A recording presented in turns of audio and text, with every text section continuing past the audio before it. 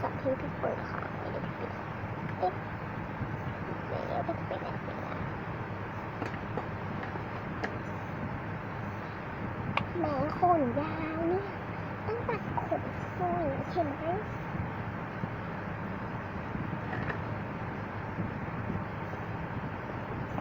ทุกคนเดี๋ยวพี่ไปกินน้ำหมี่ก่อนนะเดี๋ยวพี่ไปกิน